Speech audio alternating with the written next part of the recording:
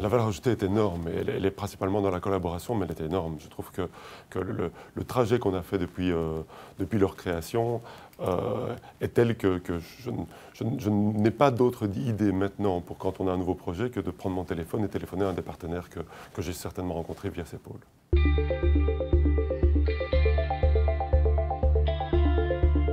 Nos besoins en matière d'innovation pour faire face à la transition bas carbone sont clairs. Il faut qu'on collabore.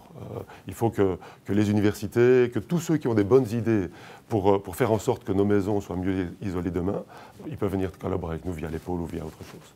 Mais pour nous, c'est capital. C'est plus qu'un challenge, c'est évidemment un challenge. Il faut qu'on trouve une solution. On produit du CO2, mais c'est une magnifique opportunité par le fait que la majorité de nos produits sont là pour isoler de manière plus efficace nos maisons ou même de produire de l'énergie.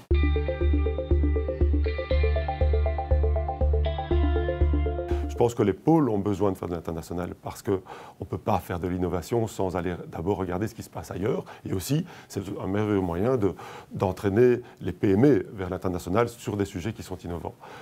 Lorsqu'une PME va innover, la majorité du temps, elle va d'abord se concentrer sur son marché de base et puis elle va peut-être penser quelques années à essayer de l'internationaliser. Avec les pôles, ils peuvent faire les deux en même temps.